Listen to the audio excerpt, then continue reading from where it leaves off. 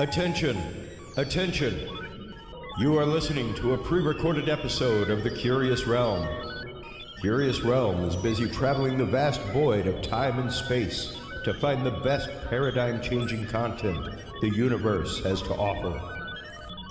Enjoy the following transmission, and remember, stay curious.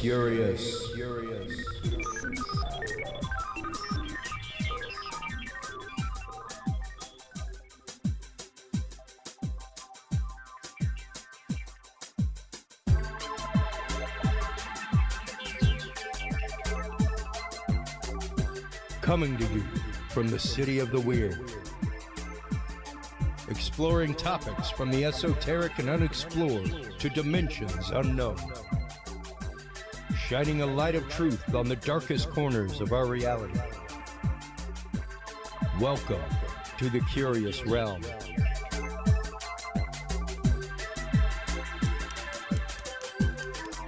Well, hello everybody, and welcome to this very special pre-recorded episode of The Curious Realm. Thank you so much for tuning in. Thank you so much to our good friends at Games International. We had a great time there last week. We hope you enjoyed all of our coverage. That was an amazing event. We have some great guests for you tonight. As always, even though we are pre-recorded, it is new content. Never repeat or best of content with us. So our guest in the second segment, we are joined by our good friend, Ann Selene. We will be talking about her work and blogs, things like that, when it comes to paranormal, when it comes to looking at evidence in the paranormal, when it comes to how we experience the paranormal and what those experiences are, what they may be rooted in. In the first segment here, I think we're going to be talking some deep stuff in this first segment, something that we've talked about for a long time on this show. Welcome back to the show, our good friend Mike Turber. We will be talking about Tic-Tac UFO technology, something that we've talked about with Mike for many years now. And not only that, but the idea of a lot of the stories that we hear in the media being actual cover for actual programs going on, which is something that we've talked about regularly. Mike, welcome back to the show. How are you today? Sure, I've been worse, but I'm here, and that's a good thing. As long as I'm breathing, I'm happy. That's right. And, you know, this has been, specifically the Tic-Tac story is something that you and I have been on since right at the beginning, man. Because we went straight from Las Vegas right to Nimitz and Tic-Tac. So it was like the transition was right there. Well, same time frame. It was because it was right up against the Route 91 shooting in Vegas. That is where we met you from our good friend Shannon Ray Caffey. And within months of that happening, Lou Elizondo went on to CNN with the famed Tic-Tac videos from the USS Nimitz experience. Exactly. You had October 1st was Las Vegas, and then you had December 16th. That was when the New York Times article hit and TTSA was formed. And in between those two events, we had QAnon, which I was involved in on that as well, in that investigation, and that was fun.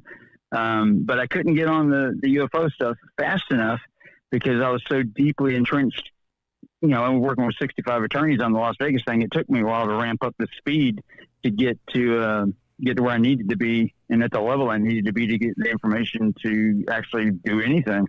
But then it started snowballing, and I got information that no one else had, and it took 6 years to finally be vindicated on a couple pieces, which you're going to reveal today for the first time.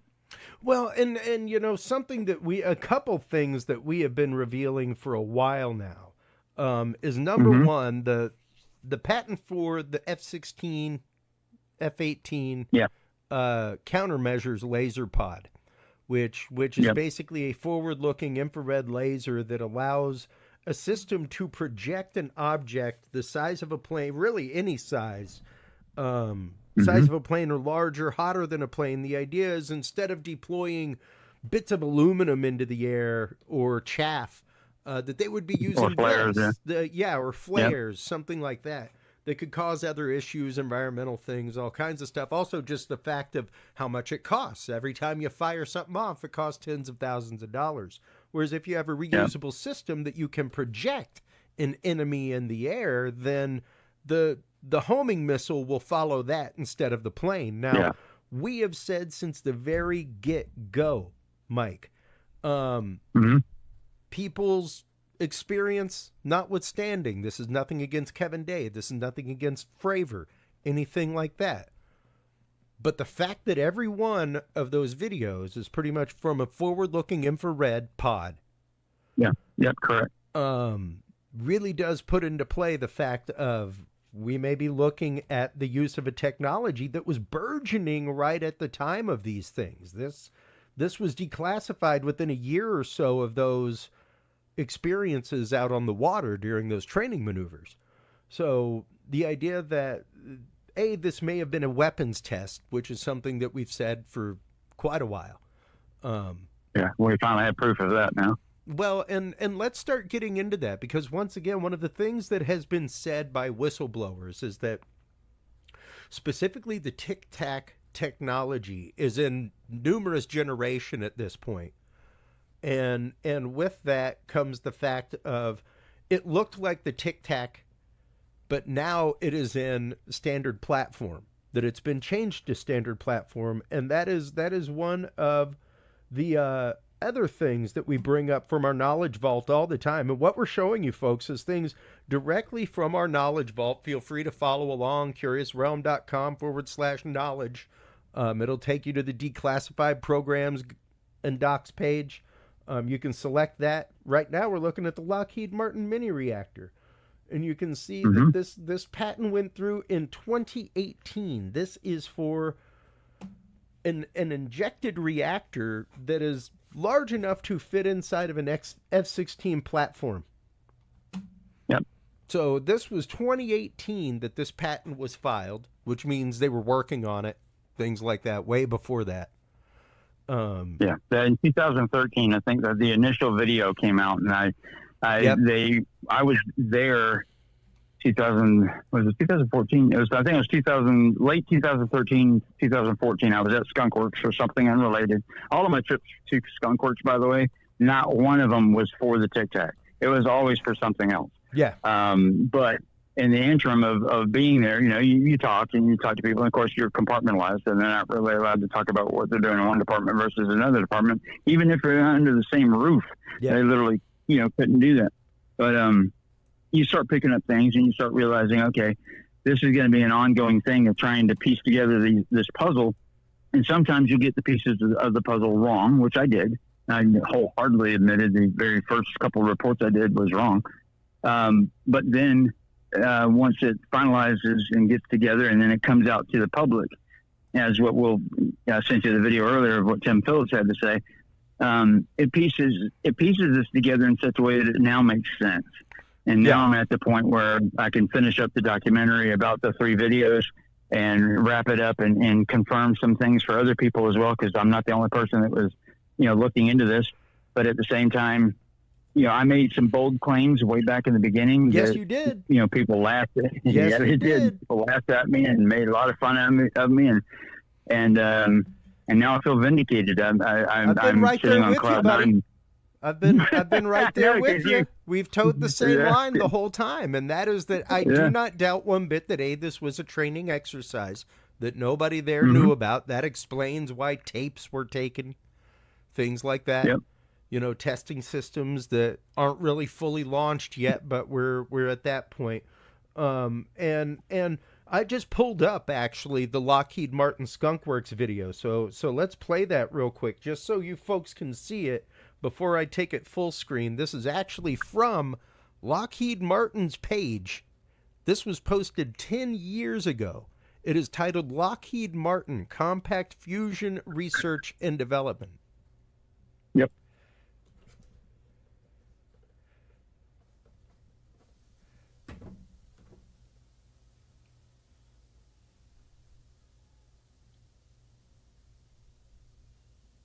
Hold on. We're having a little bit of a technical issue. Let me make sure that my audio is going where it needs to. Yeah, I couldn't hear it. So Oh, goodness. So, yeah. If it doesn't show, we'll narrate it. So what they're Yeah. showing, Okay. I don't know why it's not coming through. Anyway, And the audio's not coming what they're through? showing, Thomas McGuire is sitting here and he's talking, an MIT engineer working with Lockheed Martin. This is branded with skunk works, all kinds of stuff. And the reactor is actively behind them. This is 10 years ago. If you look at that Right. reactor, that is maybe about the size of maybe a one-car garage. It would fit inside of a one-car garage. Yeah.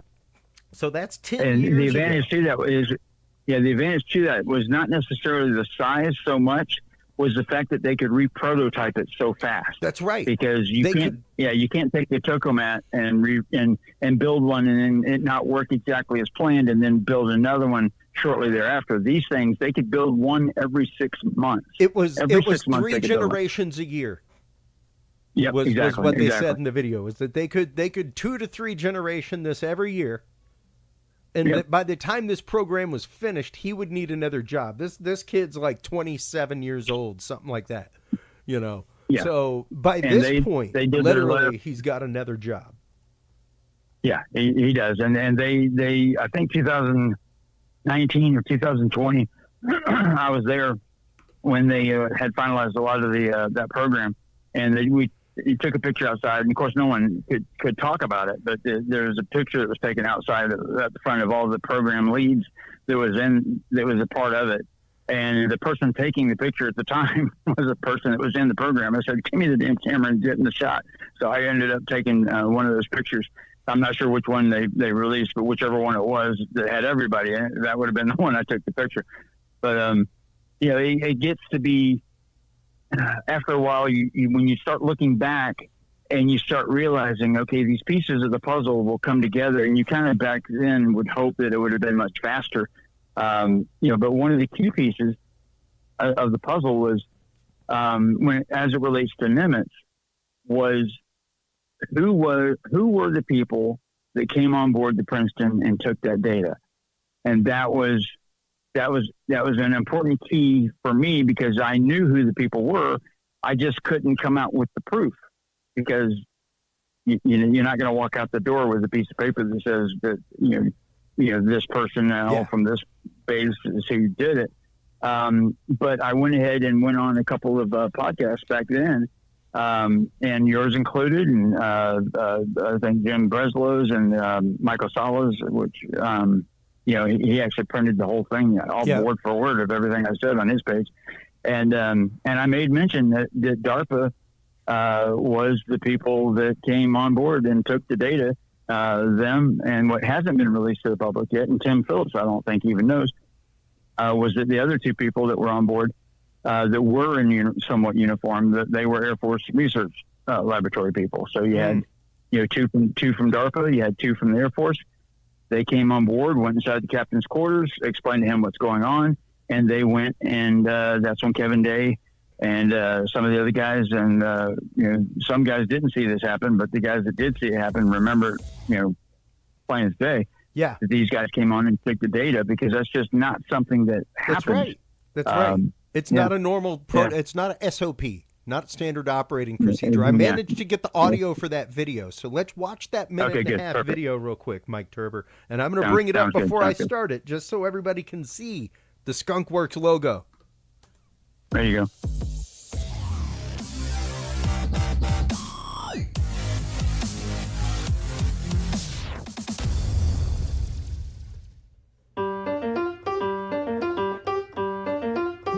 The happy music.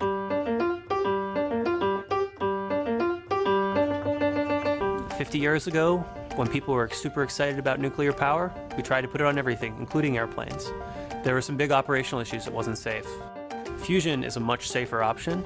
A next generation of airplanes that doesn't rely on fuel and can just stay aloft, unlimited range, unlimited endurance. That's what nuclear fusion can do for an airplane.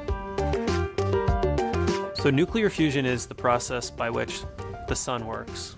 If you take a gas and you heat it up, eventually it separates into its ions and electrons.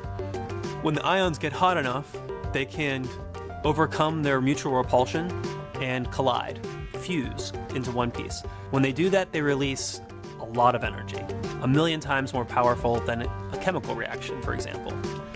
What we're trying to do is control that reaction here on Earth. We put it in a magnetic bottle that can contain the high temperatures. You need hundreds of millions of degrees. We can release in a controlled fashion that energy. We think we have a very robust strategy going forward that has potential for success. What this concept does is it's a high beta concept, which means we use a high fraction of the magnetic field pressure. We use all of its potential. And that means we can make our devices 10 times smaller. So instead of something the size of a building, we have something the size of a large truck. That was 10 years ago, folks. The small is the reason we can do this quickly. If something's small, you can build up momentum, you can develop it fast. It doesn't take 5 years to design it, it takes 3 months. We can design it, build it, test it in under a year. We can do several of these cycles, and we think we can get to a prototype in 5 years. Every time you do plasma physics, you learn something new. And that's why this is a high-risk, high-payoff endeavor. That's what we're doing here, is testing that concept out to see if it really holds the promise that it appears to. And as a defense company, our increasing mission is to enhance global security, and this is how we do that in the energy realm. The world already does 40 gigawatts of gas turbines a year.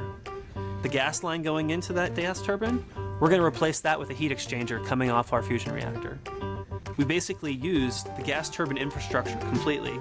We partner with one of those companies, and we ship fusion-powered turbine plants around the world, and we expand that technology. Gas turbines are a huge improvement over other technologies in terms of climate change, but they're only a 50% improvement. We take it all the way. So no emissions, safe operation, proliferation-free. That means we can ship it to the whole world with a good conscience. Now, the old promise of atoms for peace was a noble one, but ultimately flawed because the technology wasn't right for it. We can achieve that grand vision and bring clean power to the world. The true atomic age can start. 10 years, we have great military vehicles. 20 years, we have clean power for the world. This isn't online by 2100. This is online by the time I can't even retire after we finish this. No, I still have to find another job after this is done. And what is funny, once again, you look at the shape of, there's that Skunk Works logo. Yeah. Love that logo. But you look at the shape of that reactor behind him, Mike. You look at the shape of the reactor in this patent, and it looks like the fuselage of a certain plane, doesn't it? Well, it doesn't just look like that. It also looks like all you would have to do is put a pill capsule around it. Yeah. And it's a Tic-Tac. That's it. Like round the corners of that thing. Nothing more. And it's a Tic-Tac. So, the idea that this is the technology that we saw burgeoning at that time. This is the kind of technology that we saw on display. Let's get into you're that. Right.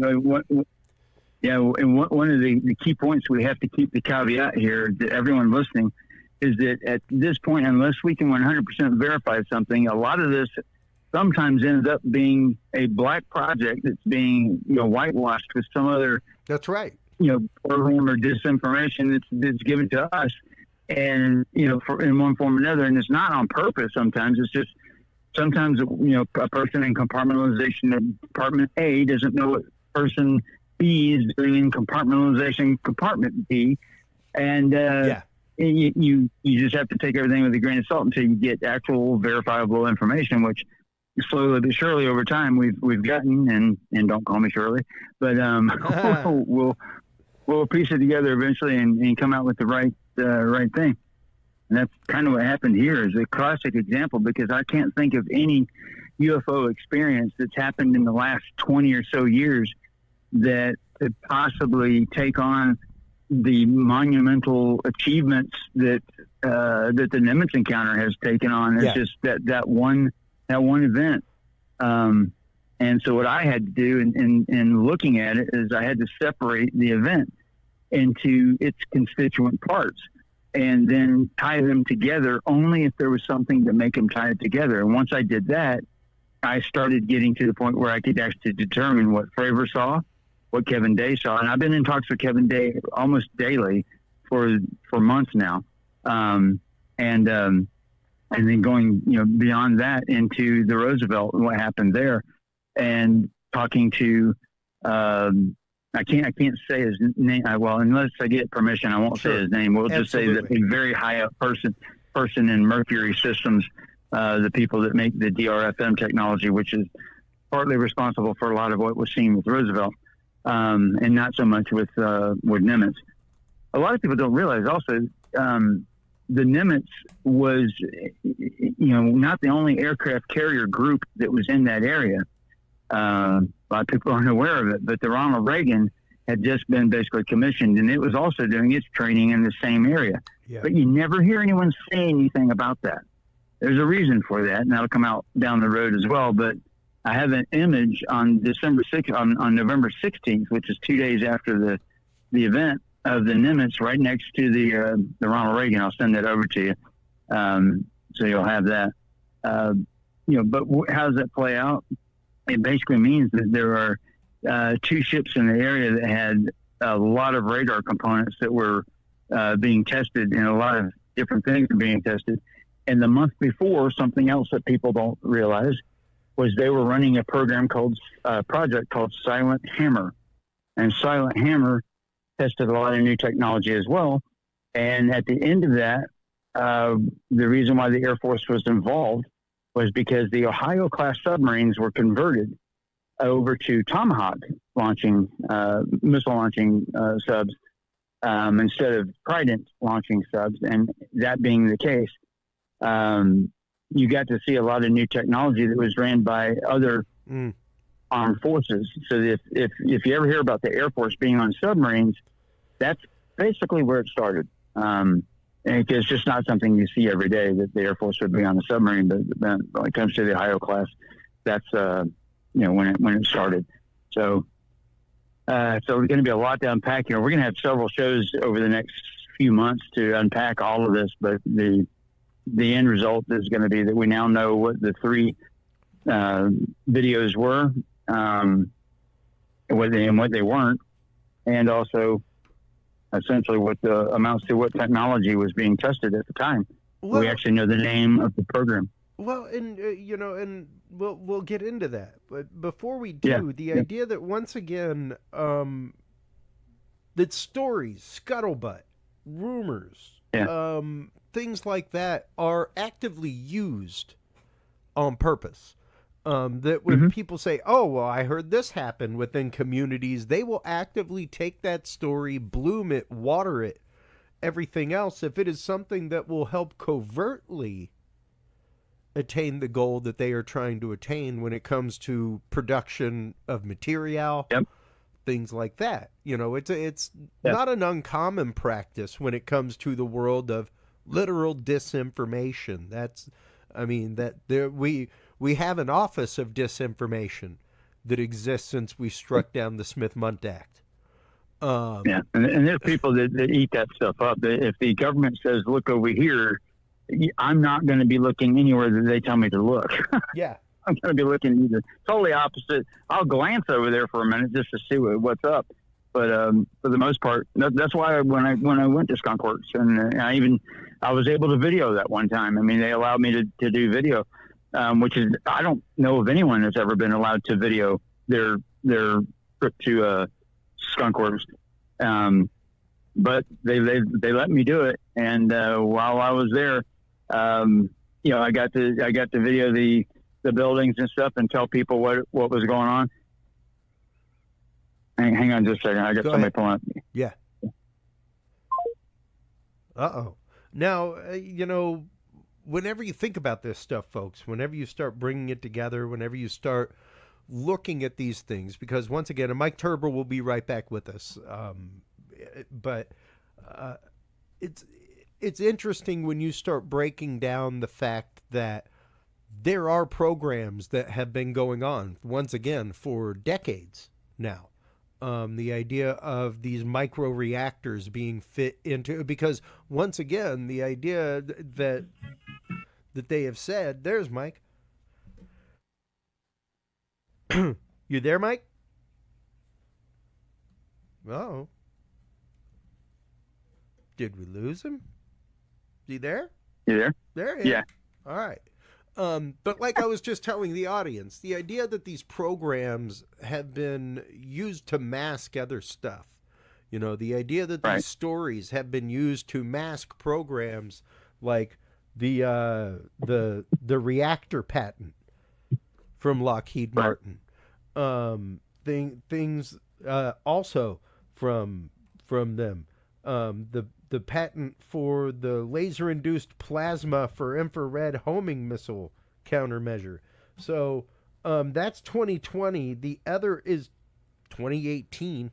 Those are back-to-back patents just about. And when you start looking at their dates of publication, when you start looking at their dates of when they came to public knowledge, that's right up around and after when the Tic-Tacs started coming out. So the idea that this technology was then, that the story was planted, the story was there, these are actual technologies, and then slowly and quietly in the background, 3 years later, 5 years later, these patents are released and put out. So it doesn't really like, most people's memories don't go back that far. They don't span that far with random connection of fact, stuff like that. So the idea that these things were released in that kind of way on purpose, and yes, okay, well, let's follow the sightline and the zeitgeist of what's going on and utterly use this. Well, here's something that's weird that you may or may not be aware of, and I can reach out to the listeners too. If anyone figures out the reason for this, let me know. I'll try to figure it out as well. Just recently, one of the patents that Sal Payas had done, and it's 5 famous patents that if any one of them, came to fruition into an actual working, tangible object, would earn him a Nobel Prize. I mean, he's got 3 of them. Basically, 3 Nobel Prizes would be awarded to him if this came through. But one of the patents, the maintenance fee was not paid on it, and the patent has lapsed. Oh, wow. That to me is a big. I really would like to know the story behind that, because it doesn't make a lot of sense. The patents are. You can't put a patent in. You have to put a patent in the inventor's name, so it's in Sal Payas' name. But I'm wondering, if there's some backstory to that we may or may not be aware of, or interested in, or may not be privy to. So one of the 3 has to happen, and I want to find out which one it is, and see what's going on with that. That'll be an interesting story right there. Well, and especially whenever you start looking at a lot of I'm bringing up a few of the articles that we have and the abstracts that we have on the website right now, regarding Payas and the ideas of, magnetic fields, Froning quantum vacuums, Alcubierre warp drive. These are all things that propulsion for future flight, designs for gravitational wave generators. These are all things that are out there that have come out within the last few years. Yeah, and the big one, the transmedium craft that's able to go through space, air, and water, like it's not even there. So all of these things, any one of them would be a lifetime's worth of work for one person to have 5 patents that are just absolutely on prima facie. Just the singular version would be a lifetime of work, and he has 5. It's amazing. Of course, he's backed by the Navy at the time. He was working at Patuxent, the laboratory there. So there's a hidden story here that you and I both are on the cusp of wanting to know the insider information. I get some, you get some, and between the two of us, we start figuring things out.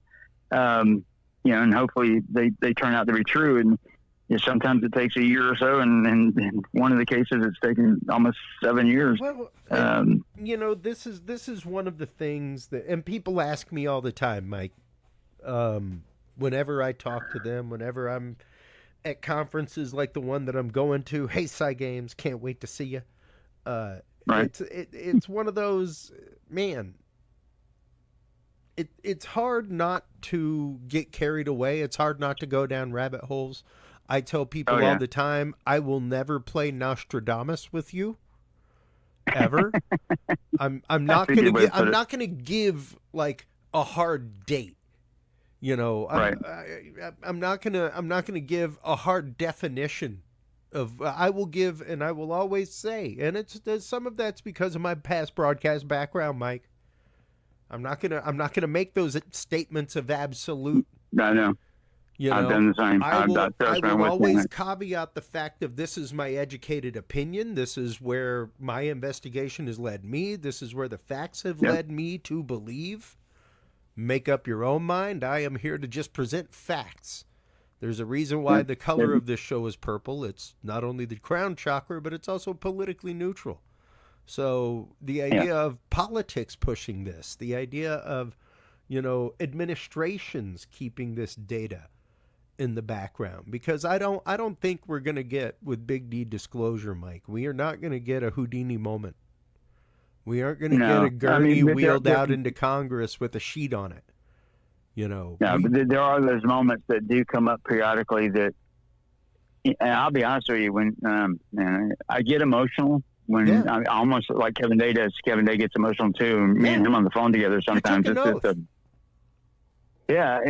I sit there and I say something, knowing I'm going to be ridiculed, knowing that I sometimes I'll go against the grain, sometimes I go with the grain. It really depends on the situation.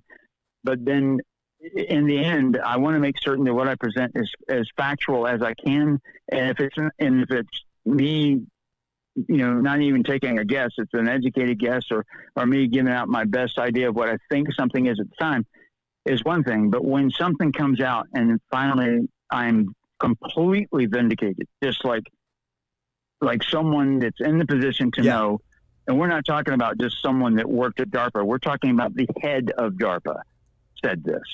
And when the head of DARPA says this and verifies what I said was true 6 years after the fact, he can't replace the 6 years of ridicule that I got, but it does make me feel good. And I went straight into tears, man. It was like, holy crap.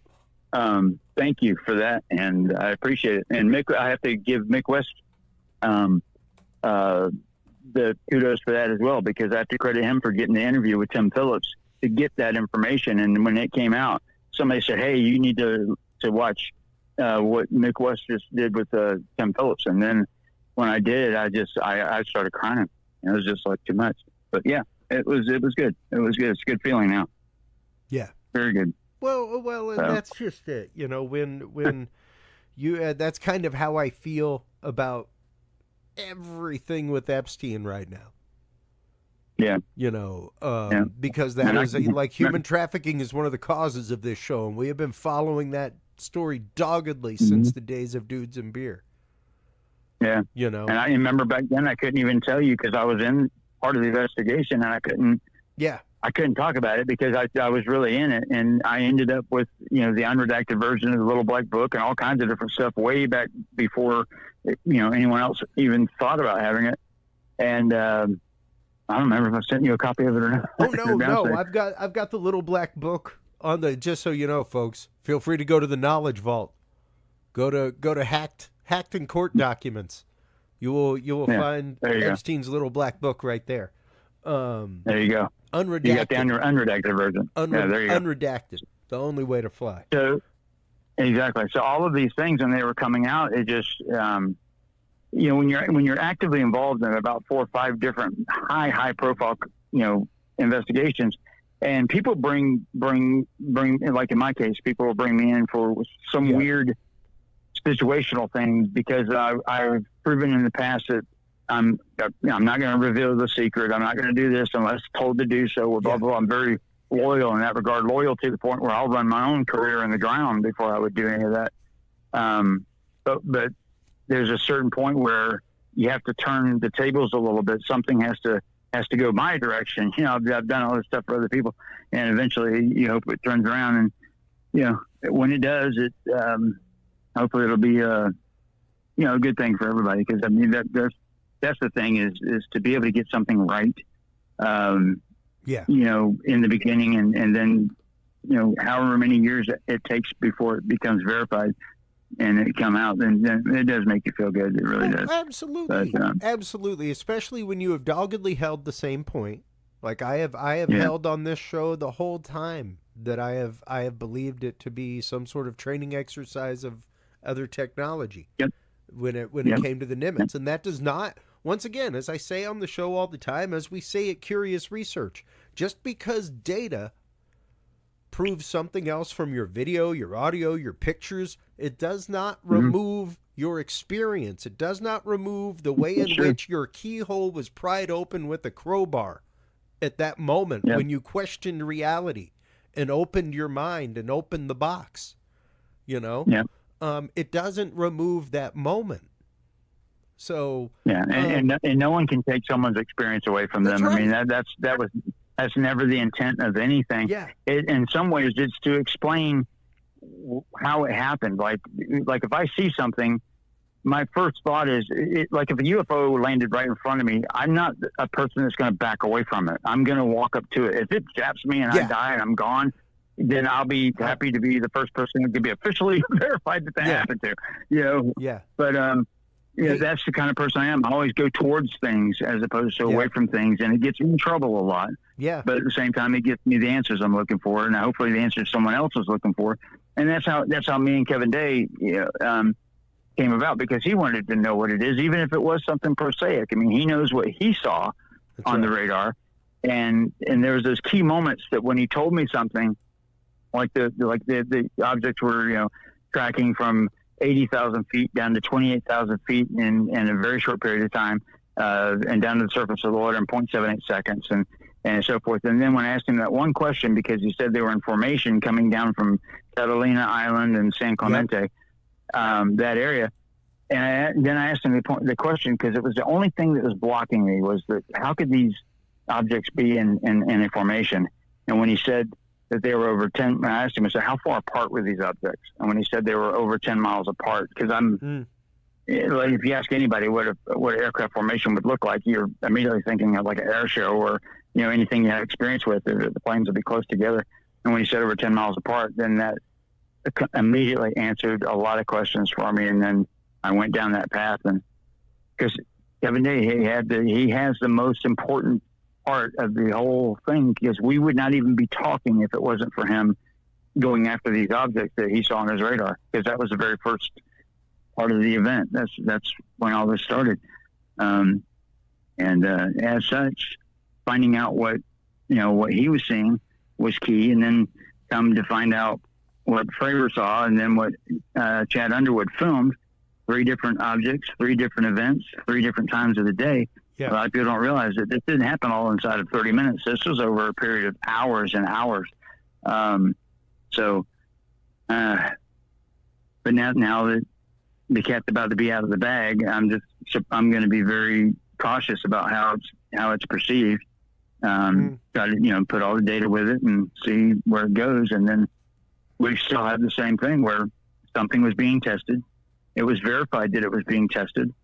DARPA verified that to Aero, and Tim Phillips, who was the former head of Aero, came out and actually said what it was.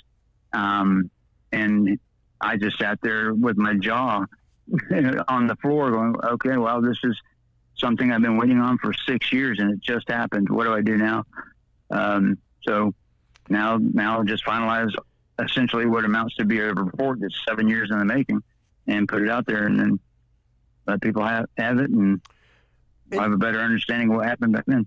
And not to have you speak about, I mean, I'd love to have Kevin Day on to discuss this. I've wanted him on for Yeah. years, and we've tried to Yeah, make that I'll get him happen. on. But what does he feel about this? What do they feel about this revelation, Well, that what they experienced I may have think, been yeah, kind of an I internal think war game, so to speak? there was the Fravor didn't believe that anyone came on board the ship and took the data. I was adamant that did occur, and I at no time could I actually tell. I told Kevin that I have the information necessary to prove that data was taken by DARPA. I just can't release it.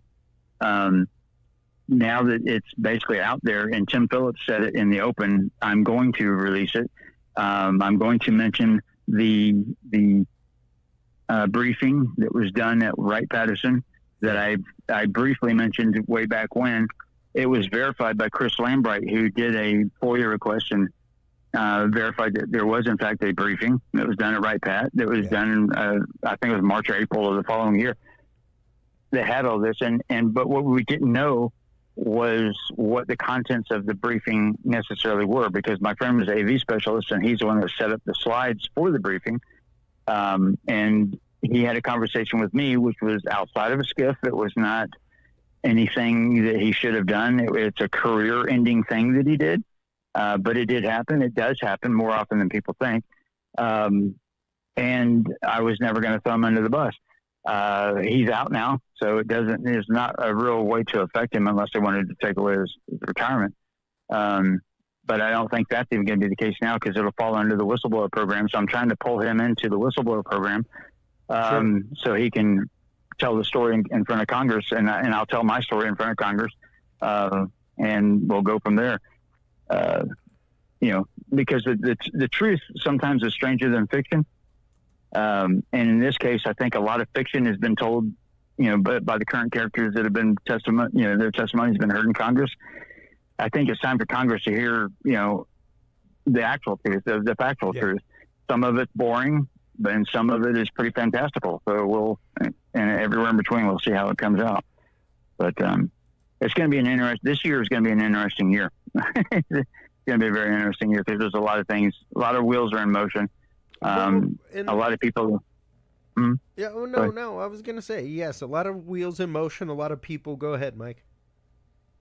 Yeah, a lot of people that were at the top of the game a while back that were surreptitiously doing things that people don't know about behind the scenes. And I don't want to bring that negative stuff back up, but there were people that were specifically targeting people like myself. And trying to squelch us, to not allow us to speak, because they knew, it was obvious to them that we were touching on a subject matter that they knew was true, that would take away their cash cow, so to speak. And that's been proven to be the case. And now I think a lot of people saw the writing on the wall, especially if you're on Twitter or X, you can see the full history of it as it played out, because that's pretty much the battlefield where it was played on. But here it is. I'm still here, and I still got the same story, and we're going to push forward. And you're my trooper there, because every time you needed somebody to be on a show, I was there, and every time I needed to put a piece of information out, you were there, and it's worked out. It's worked out quite well, and I appreciate you for that. That's a friendship that cannot be measured. Absolutely. You're a good guy. Same here. You're one of the good guys. I firmly concur with you, my friend. You are the same to me, and it begs to ask the question, especially because once again, we would not be having this talk without Lou Elizondo. We wouldn't be having this, and I have asked since the beginning. How does a gentleman who worked in the halls of alphabet agencies, the back halls, released 2 videos that were for internal release, cleared for internal release, not cleared for media release. So interdepartmental declassified, not media declassified. How does he go on to CNN and maintain not only his clearances and credentials, but land a government contract. Exactly.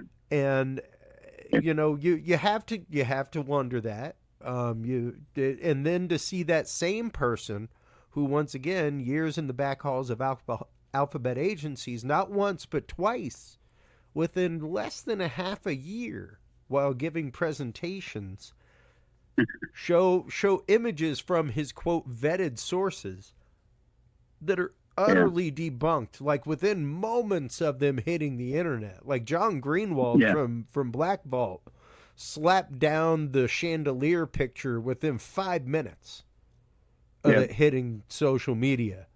He did a back search on it and found that it was a picture of something else. And both of these are things. So you do have to wonder about the disinformation machine. There have been many people that have questioned Arrow to begin with. Like I've said the whole time, like it, hate it. The one thing I like is that now there's at least a unified reporting system and a way for people to come forward without losing their career, their wings, what have you. I've got to admit, after listening to Tim Phillips, I started to have a lot more respect for him and what he brought to the table and did, as opposed to, say, UAP Task Force and things of that nature. And you look where it's kind of like a look where they are now kind of thing, like the Jay Stratton, the Travis Taylor, and you say, okay, what did these guys bring to the table? And then after they brought the stuff to the table, where did they go afterwards? Okay, they went to Skinwalker Ranch. Okay, all right, that starts bringing in some other questions. But at the same time, I work for Discovery. They work for the History Channel, and there's a battle between the two. I'm not allowed to go on pretty much the History Channel, and they're pretty much not allowed to come over to Discovery that much unless it's international news or something. But you start looking at the players in this, and you say, okay, what would motivate someone? First off, was Lou Elizondo given that information knowing that, and the person knew that it was bogus to begin with? And then the problem is that Lou added on top of it the fact that he had talked to the pilots. What pilots? The pilots that were flying around the chandelier? Yeah. What pilots are you talking about? And so he had the chandelier fiasco. Then he had the crop circle, fiasco thing. And then really the one that broke a lot of backs is the last one that he did with the Harlequin baby or whatever, and saying it's an alien and stuff. And that one really, for a lot of people, especially females that saw this, and it was terrible. So that's three strikes you're out, essentially, in my book. But he's, for someone to still maintain a security clearance after all of these incidences, there's something else that has to be there. He has to have leverage or on something. And I don't want to speculate that too much, but there has to be something there. And I don't know what it is. Hey, and speaking of something there, the one thing that I've said, even when it comes to remote viewing, things like that, when people are like, well, there wasn't a whole lot that was really gathered through that program. It's why they canceled it. It's like, well, number one, they were funded for like 20-something years. Yeah. So they normally don't fund a program when they ain't getting nothing out of it. And they don't continue funding it, much less do they. And now, granted, what happened was they took that the human intelligence that's being gathered, and they took it out of government hands and they put it into the hands of contractors where it can be used and used and used, and nobody asks a question. It's already within the dark money of a Blackwater or somebody like that. But when you're looking at even the individual, go ahead. The individual behind all that, which you and I both know his name, and I'll mention it here in a second. But I sent a analysis of the GoFast video when GoFast came out. Yep. Keep in mind, GoFast didn't come out at the same time the other two videos came out. It came out like March of the following year. Yep. I don't remember the date, but it was sometime in March. And I looked at it and I'm like, wow, all the information I need to figure out how fast this object is and what its altitude is inside the video, because I became very familiar with that FLIR. I had a friend that was a lead project engineer. His name was, I call him AZ. His name is Andy. And he became very an important part. He wouldn't reveal nothing that was like top secret to me or whatever, but some of the information that I'd have, he would start to explain it in ways that I could re-explain it to where it makes sense. And one of the key pieces of information allowed me to determine the altitude, the speed, the direction, all the stuff of that object. And when it came out to be 38 miles an hour and at 13,000 feet, it was nothing even close to what TTSA was saying. Yeah. Mick West and Metabunk crew, they had figured it out. We all figured it out about the same time. Yeah. Because it wasn't rocket science by any means. But what was so weird was how in the world did this video, it was delayed being brought out several months to begin with. And then when it did come out, that they didn't already figure out the speed and the altitude using the experts that they have in the military that were familiar with the systems that had, the top secret clearances and all this. Yeah. They couldn't figure it out.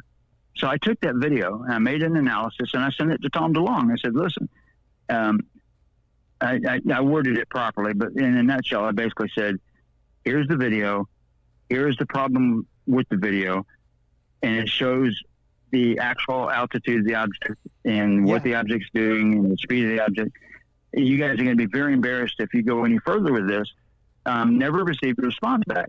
But that file name that I sent to him ended up being on the desktop of a certain individual who was doing a webinar. And in the bottom right-hand corner of his, I don't know if you remember this or not, but and I'll send you the picture. In the bottom right-hand corner of his computer was that analysis of GoFast. It was my analysis. It says right on it, Mike Turber, GoFast analysis. Well, and I'm thinking, I made it to the person that started all of this, and that was obviously Hal Podoff. And the GoFast video was eviscerated in the same way by the NASA panel. Yeah. With the fact that all the data we need is right here in the heads-up display of the craft recording this video. But in the last 10 minutes here, one of the things that I want to bring up is once again that historic use of things, because of course even ATIP was one of those when they switched things from UFO to UAP.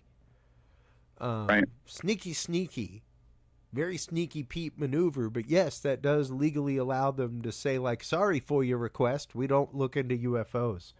And say what you want about Arrow, anything like that, but the first document that they read, the document that they released, right here, we have it up, the report on historic record of U.S. government involvement with unidentified anomalous phenomena, volume 1, mind you. Now, it goes from the first one, Project Saucer in 1946-47, Project Sign 1948-49, Project Grudge, original organization 1949, Project Twinkle 1949-1950, Grudge Reestablishment 51-52, Project Bear 51-54. That's CIA Special Study Program 1952, Robertson Panel 1953, Durant Report 1953, Project Blue Book 52-69, CIA Evaluation of UFOs 64, O'Brien Committee 64, Condon Report 68, National Academy of Assessments of Condon Report 68. This goes all the way through to 2000, Roswell Investigations and Inquiries 1992-2001. This interest goes and it shows an unbroken pattern. At no point from the founding of the U.S. Air Corps in the way that we know it, which became the U.S. Air Force, everything from World War II on is an unbroken chain of programs looking into UFOs, UAPs. An unbroken chain. Relabeled, rebranded, shifted over here to this Alpha Beta agency, then brought back. But it's an unbroken chain of evidence that at the very least, the government is more fascinated than the average American out there. Yeah, and because there's two ways to look at it too. So one of them is that the government was interested in how our own people would perceive seeing this technology, because you can't you can't hide it forever. The planes and some of the equipment have to get out and practice. Yeah. And then we have, just like the F-117, that was probably the best kept airplane secret for the longest time, because for 20 years it was under wraps and no one knew essentially what it was. And then it came out, and the first time it was used was in Panama, but the Gulf Wars when they signed. Yeah. So the F-117 was one of the best kept secrets. Even the SR-72 wasn't kept that long. It's pretty interesting how how the government does the programs one way to see how we perceive it ourselves, and then how others perceive it, or if there is something else out there, which is the bigger question.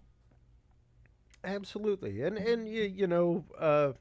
man, we've had the conversation privately and on the show. Most likely there is something else out there. The problem is it'd probably lock the door as it passed by.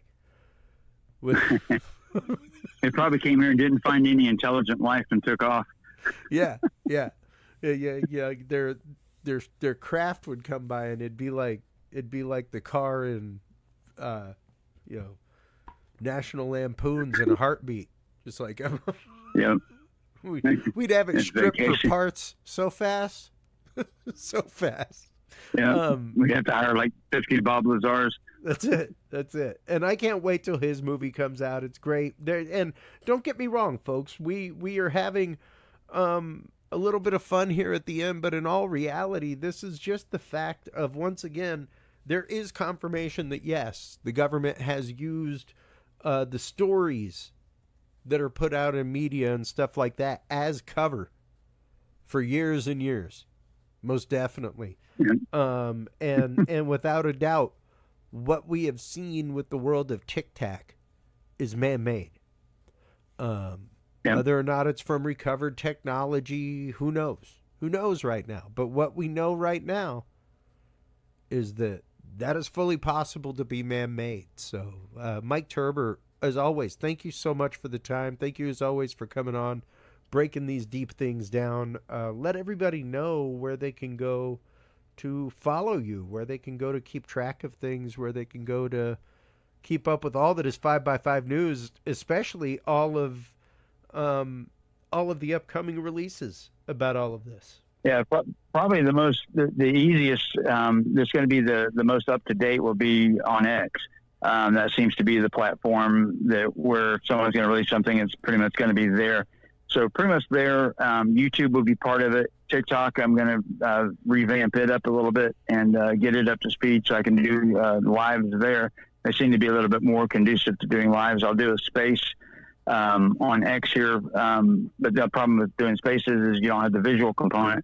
So it's not as conducive to relay visual information in a verbal way, which is kind of what I'm doing today anyway.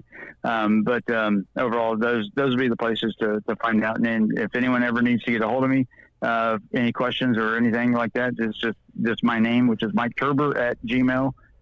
Just ask me directly and I can try to help you out. Absolutely. Mike, thank you as always for your time, bud. It's always great catching up. Thank you, brother. Hold the line real quick while we close things out with the audience while you are online. And don't forget, folks, follow Mike on YouTube as well. 5x5 News US is his channel at 5x5 News US right there on YouTube, folks. And while you are online checking out Mike's YouTube, make sure to stop on by Curious Realm. CuriousRealm.com is where you can go to our videos page and follow all of the channels of our guests. That's where you can go to the store and buy the books, classes, and movies by our guests. That's also where you can find your link to Curious Research and our field observation and encounter log. If you are a field researcher in the world of UFOs, UAPs, stop on by, get your copy of that. Thank you so much. When we come back from this quick commercial break, everybody, we will be joined by our friend Ann Selene. We will be talking about paranormal encounters. What are they? What are they about? How do we react to them psychologically? How do they impact us for the rest of our life? We'll be talking about that and more right after this. You can easily keep track of your investigative information all in one place, making it easier to review cases and readily see comparisons and contrasts between them. Whether out in the woods squatching, in a back room gathering EVPs, or using high-tech gear to track UFO, UAP activity, this easy-to-carry, pocket-sized scientific data log is the perfect companion for any field researcher.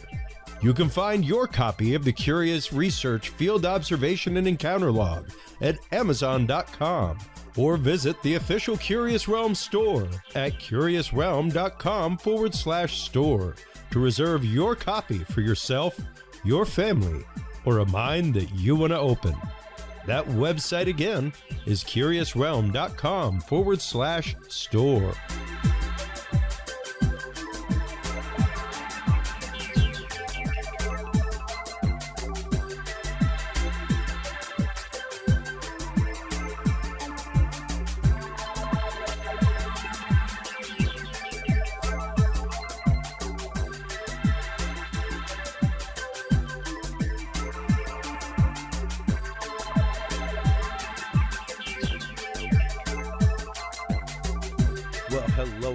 And welcome back from that quick commercial break. Thank you so much to Mike Turber for his wealth of knowledge in breaking down what may well be our technology in the skies. We have talked with him about this since the day that the Tic-Tac videos launched.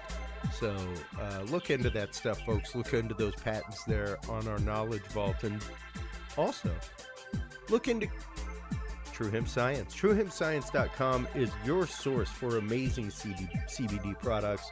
If you're a user of CBD like I am, stop on by and check them out. Christopher Lynch and True Hemp Science use a spagyric process using every part of the hemp plant: roots, seeds, stems, buds, leaves. Every part of the plant is used, combusted, reused, and that process followed again and again until nothing remains, providing an amazing spagyric product, complete with terpene profiles and all. Stop on by, check them out. TrueHempScience.com is the website that you want to go to. Curious7 is the code that you want to use to save 7% off your entire cart of $50 or more. Our guest in this segment is the amazing Ann Selene. She is a researcher. She is an author. We will be talking with her about personal paranormal, the idea of how do we take our personal experiences and move forward in life. Welcome back to the show. Ann Selene, how are you today? Hi, thank you so much for having me back. I'm wonderful. I'm excited to be here. It's always great talking with you. We chat all the time on social media and in the background, things like that. And it's been really interesting to see some of the things that have popped up recently in the world of paranormal. And when it comes to paranormal, it's one of those.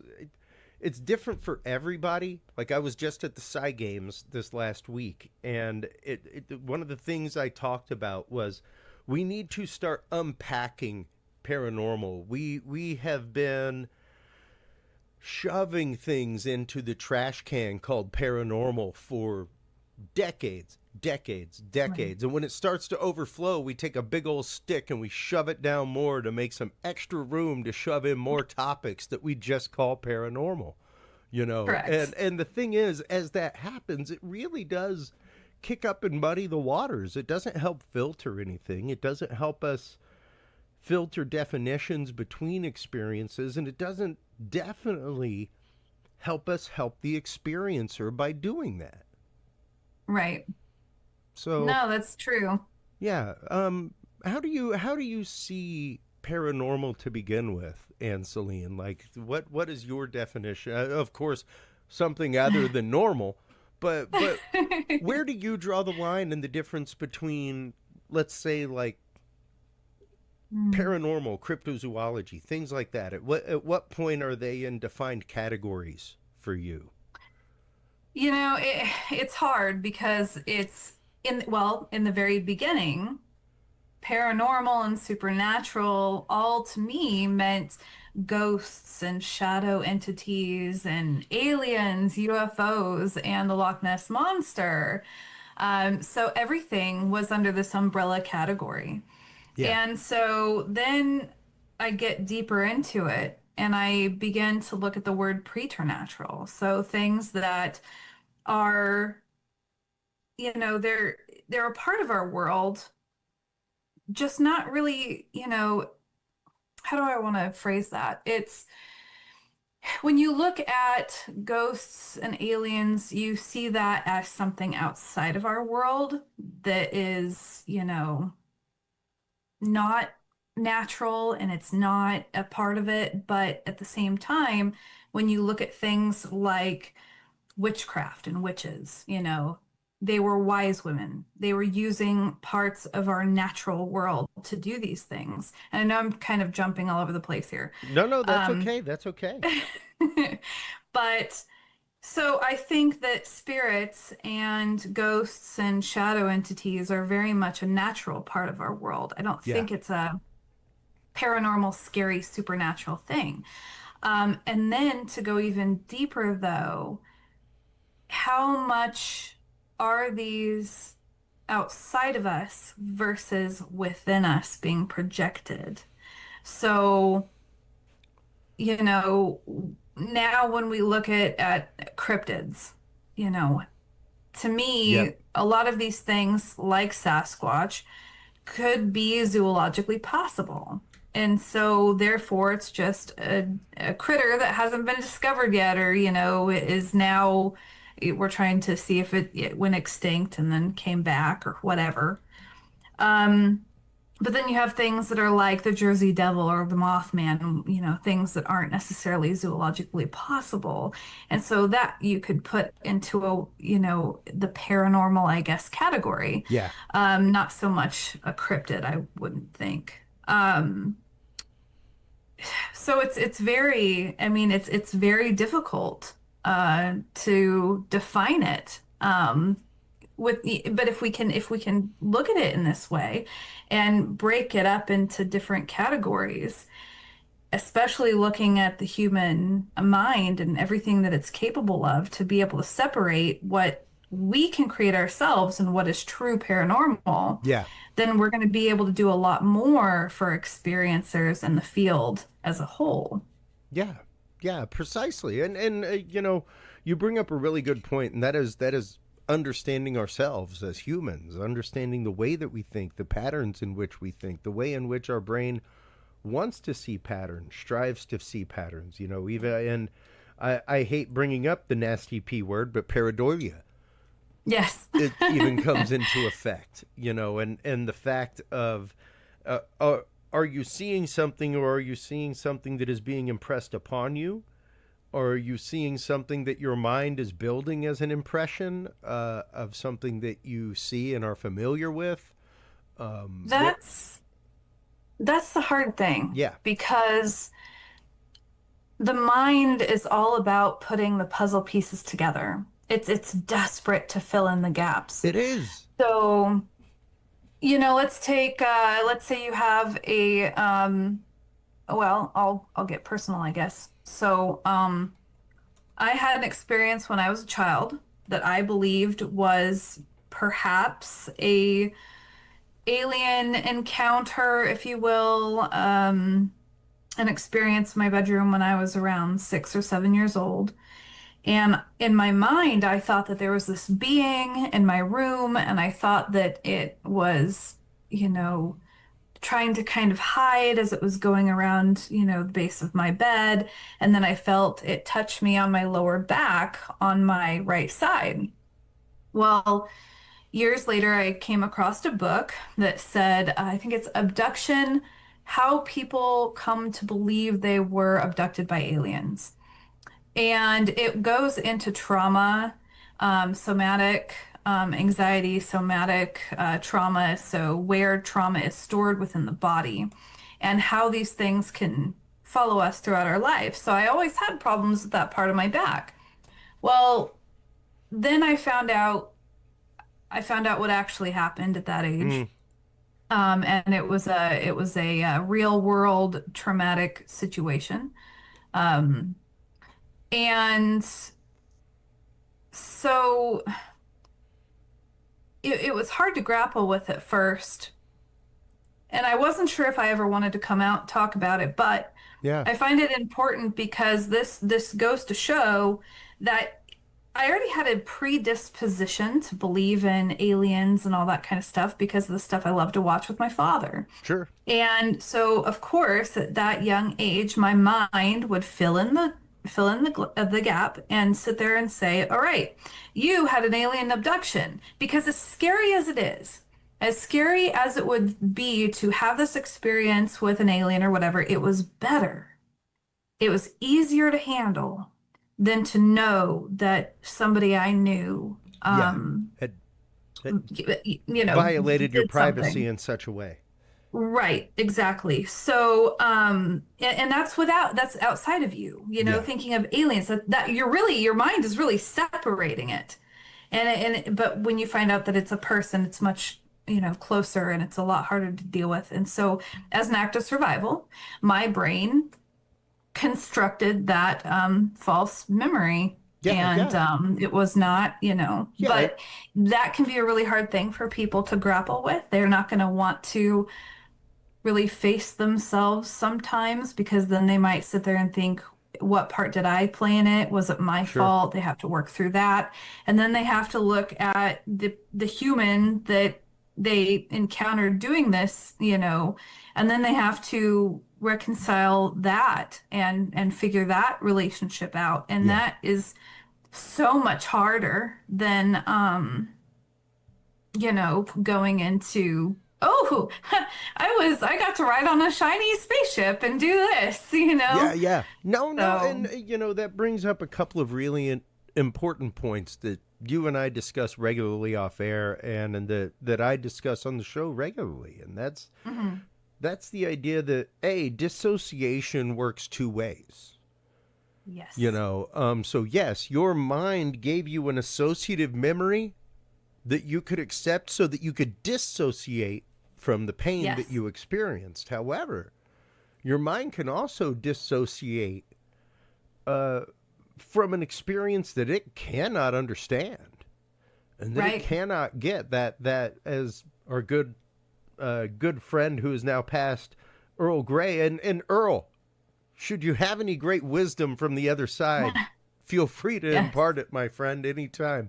Um, but the idea that there's an ontologic shock that happens. Yeah. There is a point that happens where when you have experienced something paranormal, Mhm. you go into the same exact space that your mind went into to protect you from that horrible experience.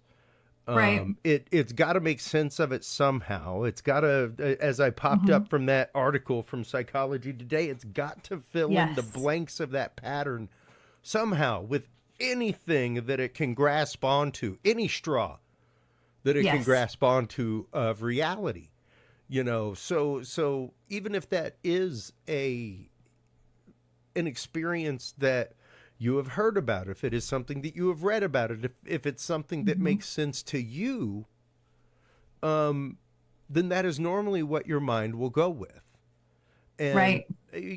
once again, people, this does not, as we say on the show all the time, just because you have a red circle on a picture or a video and a professional says, "Hey, I can explain to you how that image in the red circle was made and what that is," that does not remove your experience of taking the picture.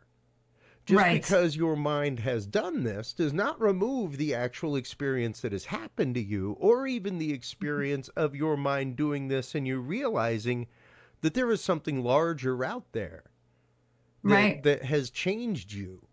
It doesn't remove that experience. It doesn't take that away and change who you intrinsically are just because Right. that moment is explained. You No, know. exactly. It does. And, and this isn't the blanket statement, or for people's experiences. No. I believe, I definitely believe in the paranormal. I definitely believe Same. in several of my experiences. Um, but I'm my best guinea pig, right? So I've gone to therapy. I've read a bunch of psychology books to try and really decipher, okay, what was trauma? Because I have that. I've got PTSD from things that have happened. Sure. So what was trauma? and what is genuine. And I think that it's extremely important, not just for me, but for the field and everybody that, when we're at these conferences and stuff, when they come to us and they talk to Yeah. us, because to me, this is where the real healing takes place. Um, and then if we can also decipher between what is occurring natural and human, um, versus what's paranormal, then I think we get closer to the truth. Yeah. So, I mean, so here again, so to piggyback off of what you were saying in regards to our minds, putting things together with, I had made a post not long ago asking about night myopia. Yep. And Yep. this was in regards to people seeing things like a Sasquatch at night. You're in the woods and you see this shadowy shape. But this doesn't just go for Sasquatch. This is also goes for like shadow entities or like I remember Absolutely. being investigating at night at I think it was Fairfield in Ohio. And I couldn't tell if I saw the shape of a person kind of popping in and out of a door. And, you know, I recognize that I have my own fears, my own set of pre-loaded fears. And so my brain, because it's hard to see, and I do have night blindness. It's terrible. My eyes just I can't see anything at night.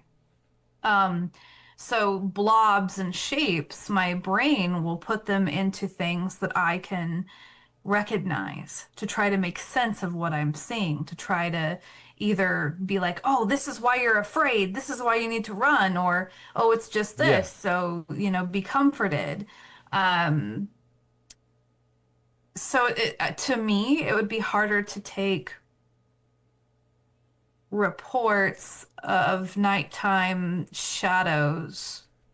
Sure. It'd be interesting to look into those and look into the medical of the person with their eyes and you know also what else happened during that night to support this shadow figure.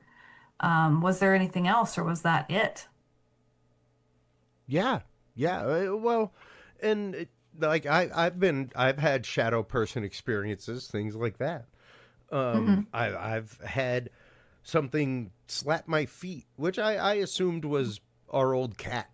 It was Right. shortly after he passed, things like that. But Mm. and it's one of those. Hey, if any one of those experiences should ever be explained, okay. It once Mhm. again doesn't remove my experience, my observation, and my question.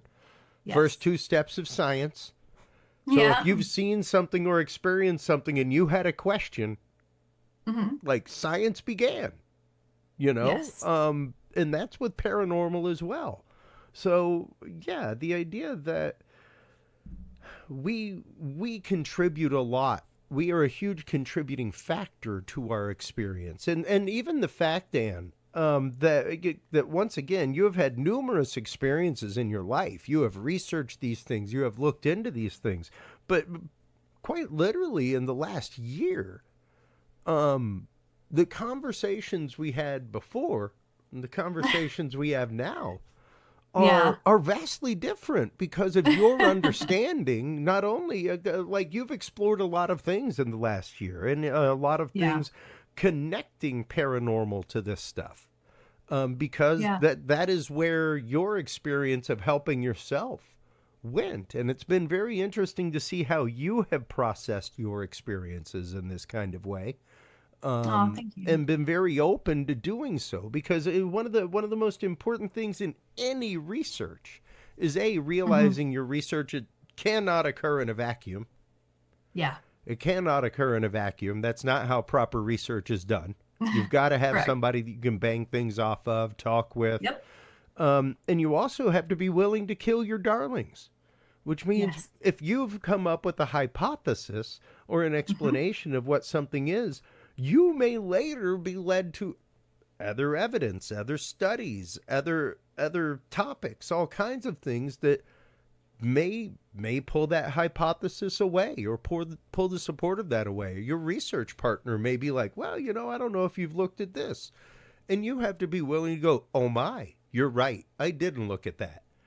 So the fact that you had very, very well formed opinions about your experiences and what had happened, and your studies in other topics have brought you to another understanding of what those experiences were. Right. Like, once again, there's a reason why this part of the episode is called Personal Paranormal.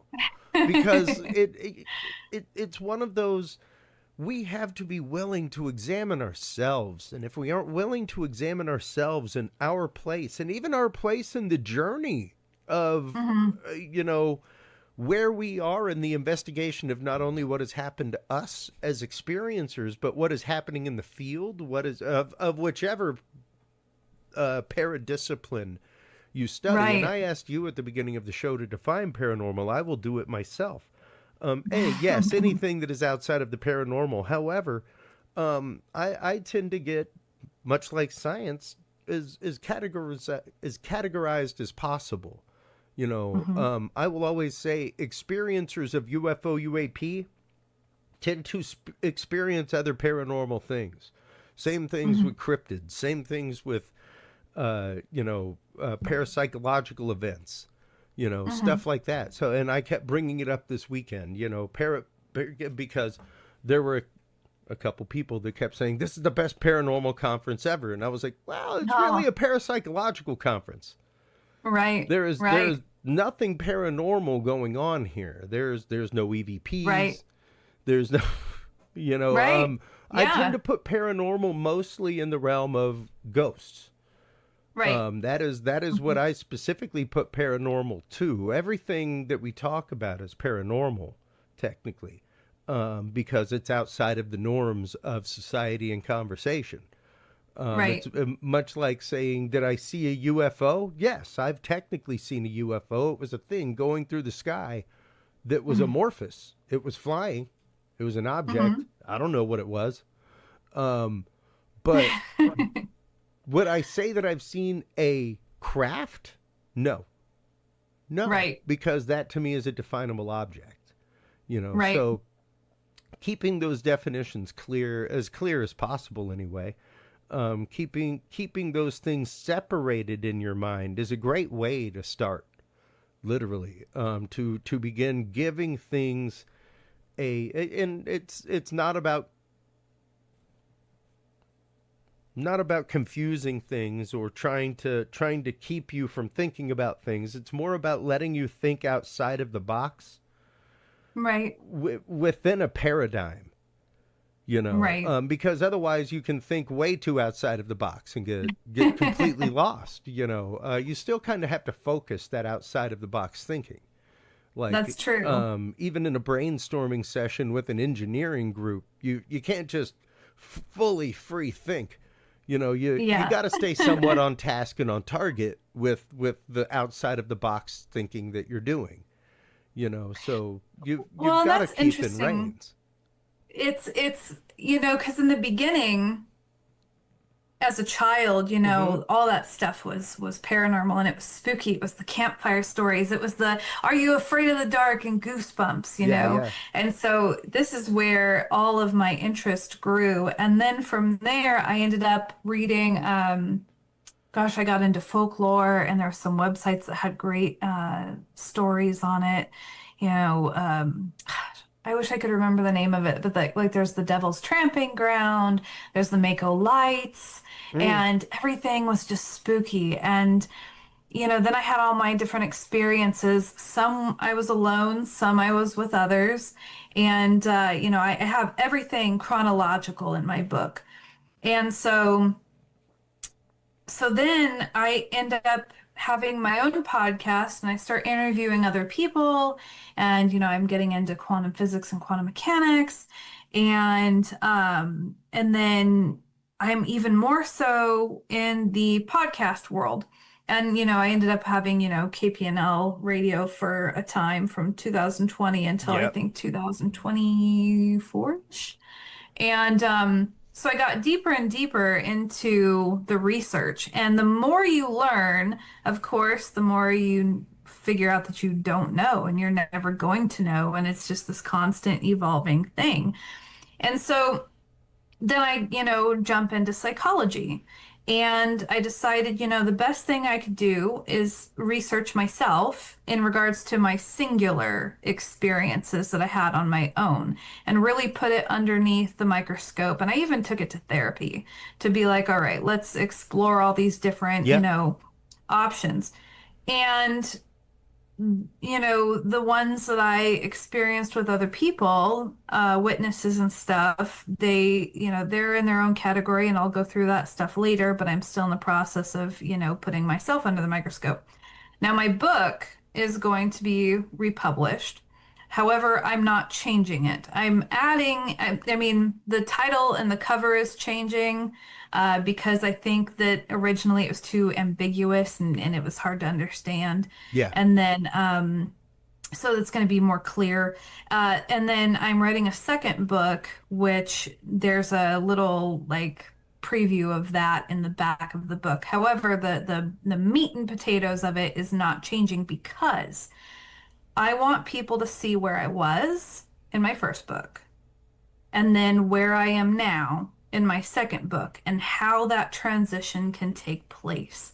Because I don't know how many people really consider that just because you have that belief doesn't mean it always has to stay, and it doesn't mean that you were necessarily wrong. You were just in that space at that time, and we all evolve in many different ways. Yeah. Yeah.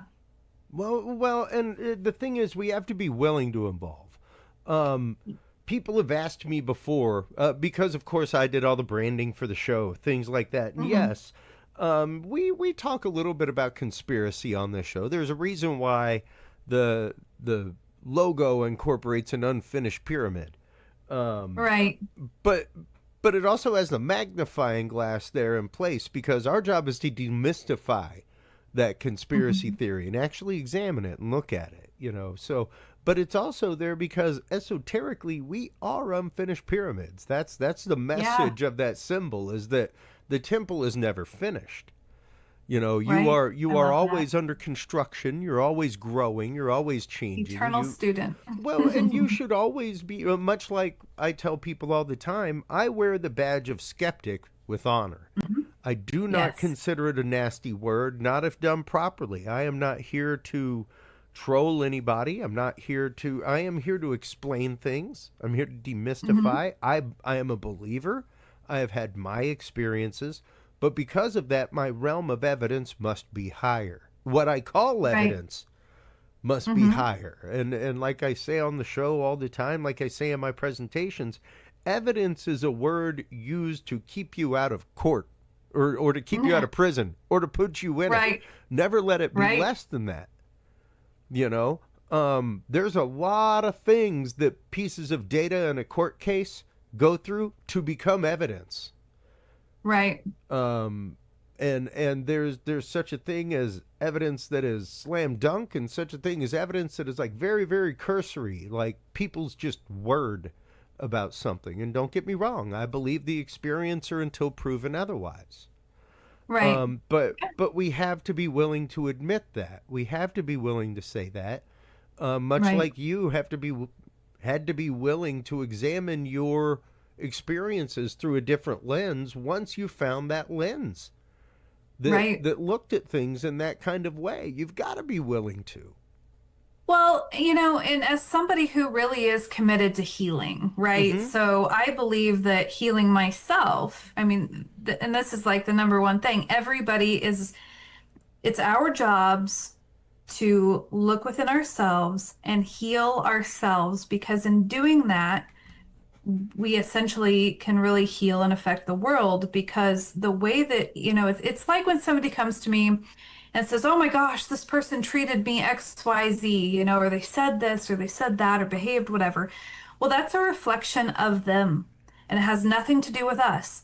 And it has to do with their personal relationship with themselves on the inside. And this is why we have to do that work, because then if we do that work, we're projecting a lot more positively on the world around us and on everybody that we end up encountering. So if I can take the hot seat, put myself under the microscope, and really try to heal myself, then I also understand what that feels like. I can understand what somebody would go through. And then I can kind of shine that light for others and let them know that they're not alone and let them know that there is no shame in being like, oh, I totally called myself an abductee for XYZ years or whatever it was. And then to be like, no, I'm what would it be called?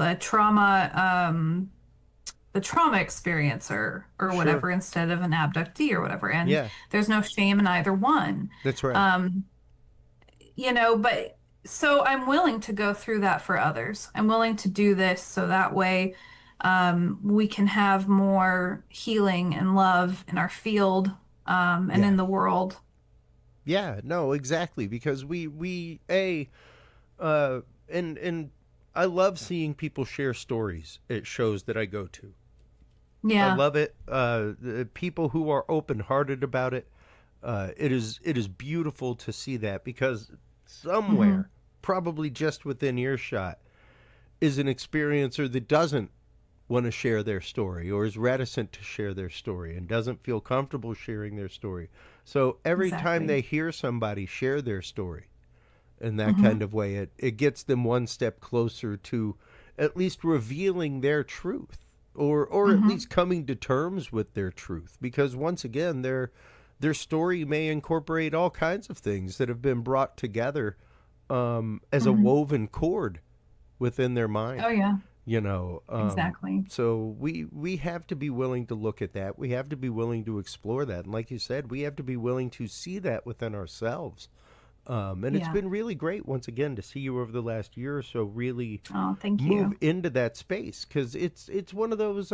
Even the work of Kathleen Martin Hmm. took the turn toward the spiritual Right. eventually. And Right. she is an experiencer. She's the niece of Betty and Barney Hill. She has been Right. one of the founding members of MUFON's Experiencer Resource Team. She did a whole, and it was after she did her study on experiencers and started seeing people's healing qualities that they'd come back with, people who had come back and Yeah. been healed, people who came back and were somehow magnetically attracting Right. other experiences. Right. And that's when her work took the turn of the spiritual path of the experiencer after their experience and how it Yeah. changes them, and how it opens up different realms of spiritual knowledge and different ways that you look and process the world, you Oh, know. yeah.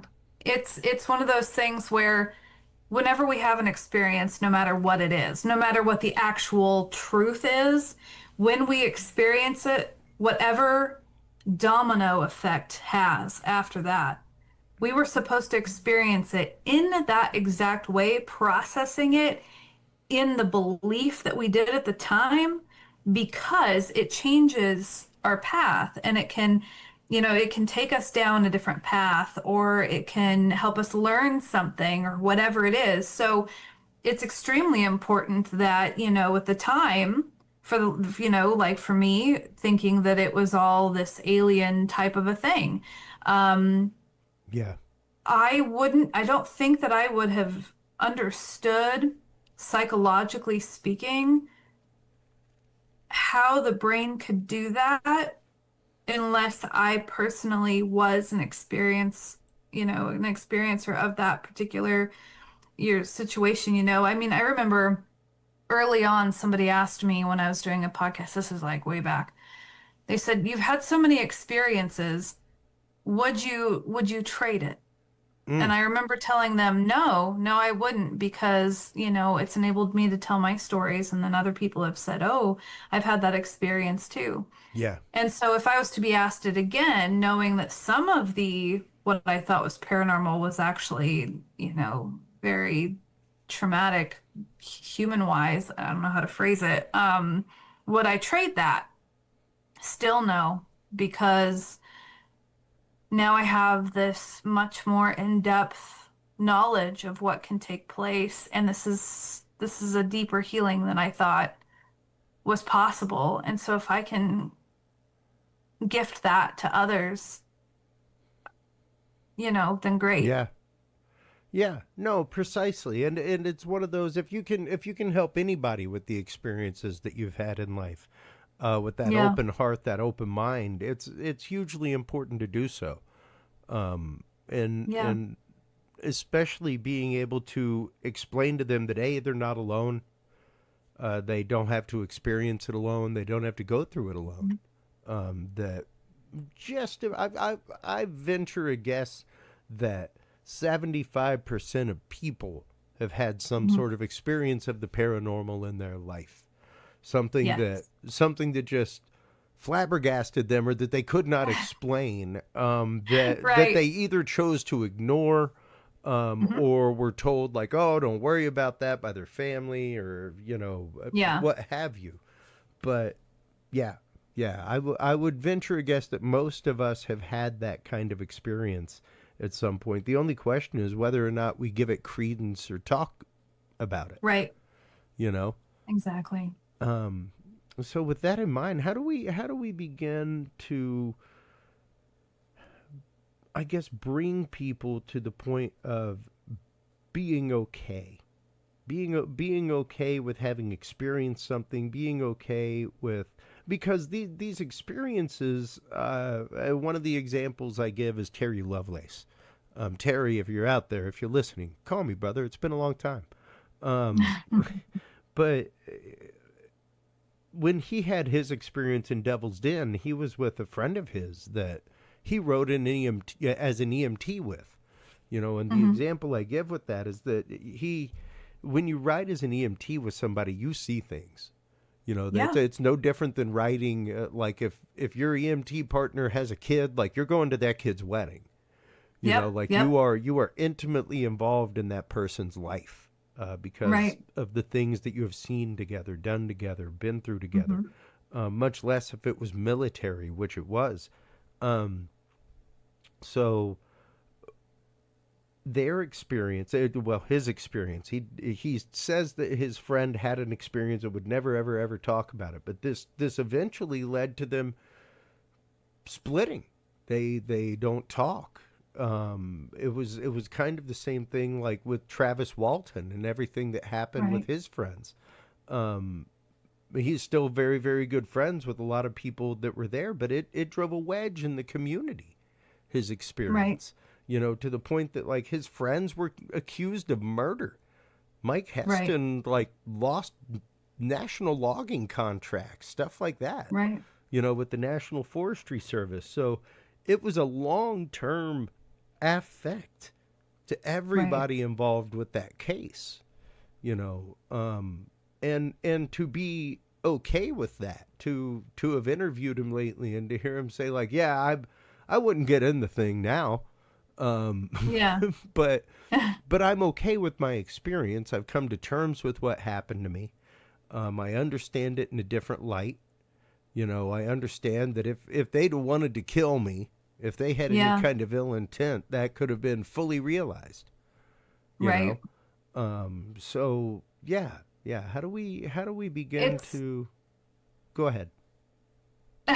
it's it's so hard because I'm remembering there was a situation that I had a friend.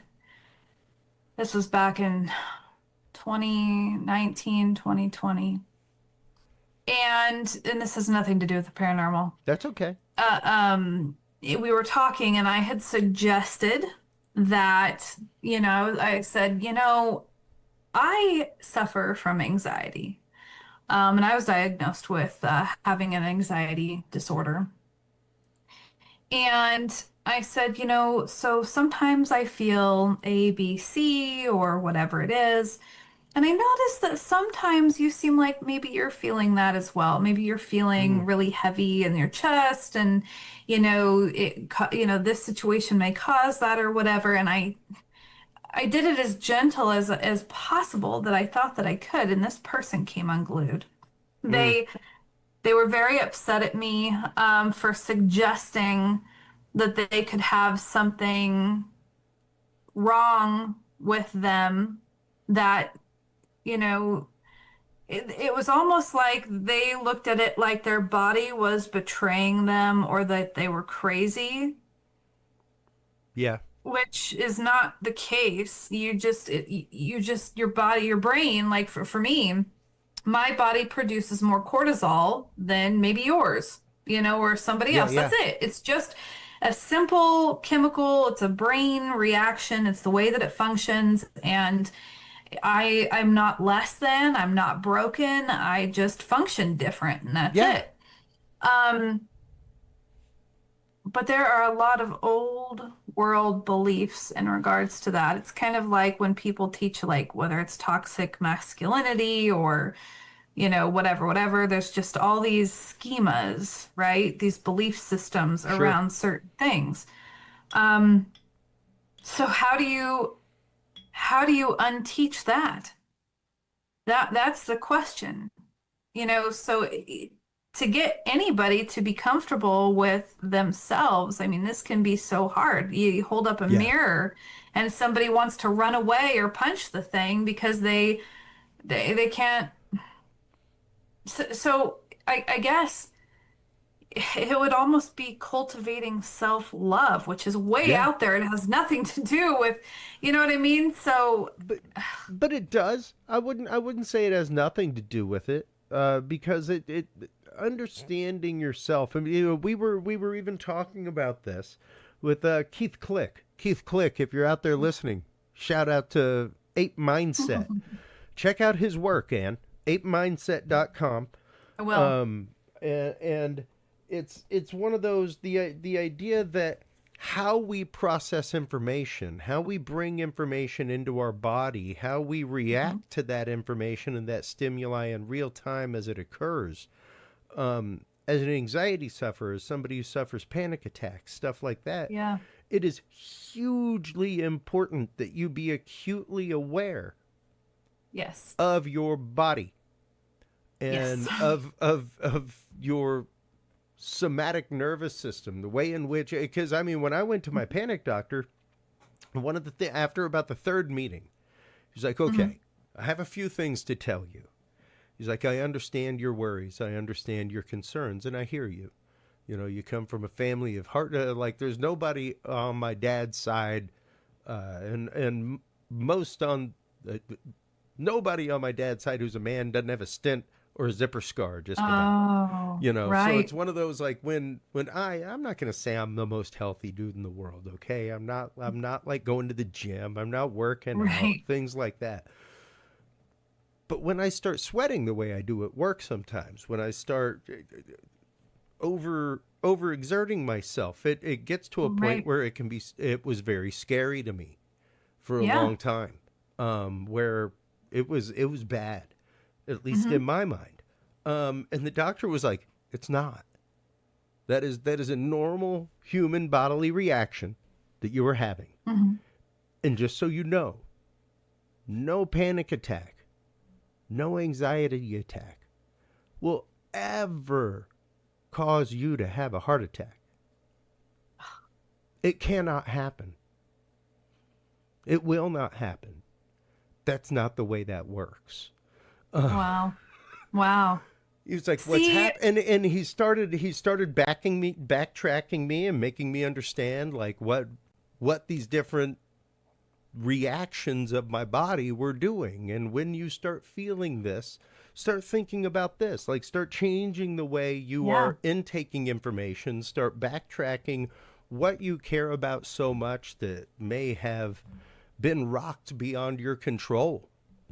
Right. Right. And understanding yourself to a point that you are literally willing to let that go, and Yeah. understand that the only thing you have control over right now is your mental reaction to what's happening. That's the only thing you have Right. control of.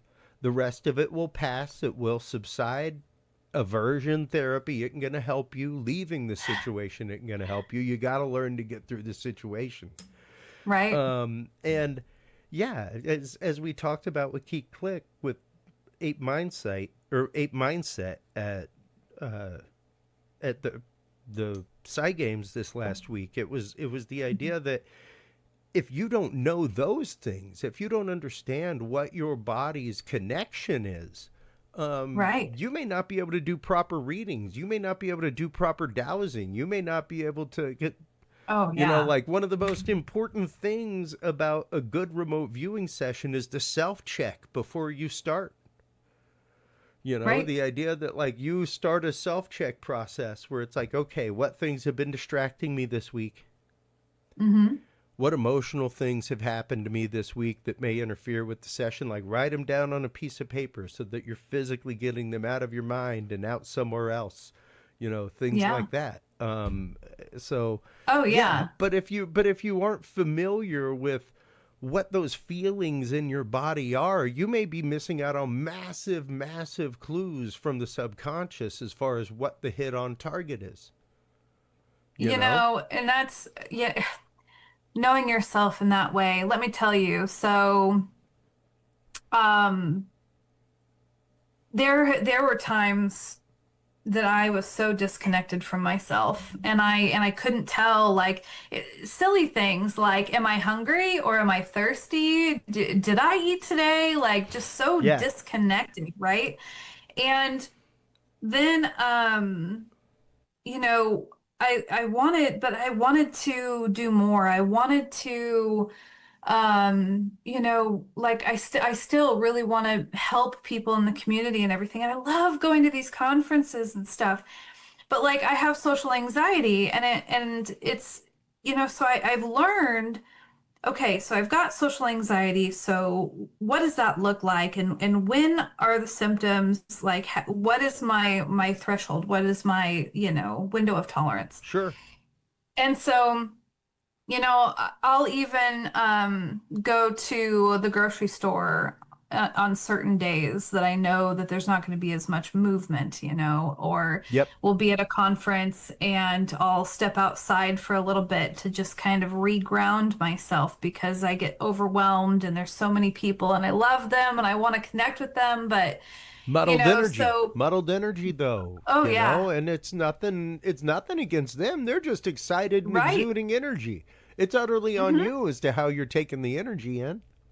Exactly. And so it's my job to do that work. It's my job to go and regulate myself, take That's that right. breather, come back in. And but here again, like I still don't think that I'm broken. I just function differently. It's no different than, you have paint, right? So you can do watercolors, you can do acrylic on a piece of paper, or you can do oil on canvas. And then there's all these different kinds of paint brushes, a fan brush or a little, whatever. And so you just have to learn what is your medium Yeah. and Yeah. then just function within that and just learn that every type of painting is beautiful. Well, and that's a huge point to bring up in the last few minutes here, and is the fact that we've all had our experiences. We're Hmm. all in a different place with them. But a once again, like Earl Grey used to say, that experience was just for you. It Yes. was just for you. It Ugh. was unique and existed in that moment, just for you. Yeah. You Yep. know, and we have to honor that. We have to honor that with other experiencers, and hey, whether or not you believe, here here's something. Mm. And this is just a comment that goes beyond this show. It goes beyond the paranormal and ekes into everything in life. You know, Mhm. you can just scroll up. You don't Yeah. have to comment. Yep. You don't have to say it. Like, you've consented. If anything comes from your comment, you have fully consented into that. Yes. Yep. Because you didn't have to comment. Right. Um, when somebody tells you their experience, you don't have to say anything that will tear them down. You don't have to say anything that will cause them to doubt their experience. You don't have to do that, people. Because I guarantee you there are experiences in your life that could be called out just as easy. The differences, our experiences are who we are. They Right. are Well, what make us. And now, granted, that means that also we don't have to let those experiences define us. And right. Right. and as an experiencer of trauma in life, you understand that like, Yeah. yes, this thing happened to you. Was it good? No. Was it good on Right. behalf of the person that perpetrated it? No. But do you have Right. to let that one moment in life Yeah. that you were Nope. not in control of whatsoever define you as a person? No. No, you do Yeah. not. You don't have to let that Exactly. trauma define you. And Right. even Travis Walton said that like you don't have to let this be everything that you are, you Right. know? No, it's one piece of the puzzle. And if I may, because I Go can ahead. hear people saying, like, but I did have to comment and I did have to do this or that. Sure, sure. If you're one of those people that felt like, no, but I had to, Compelled to.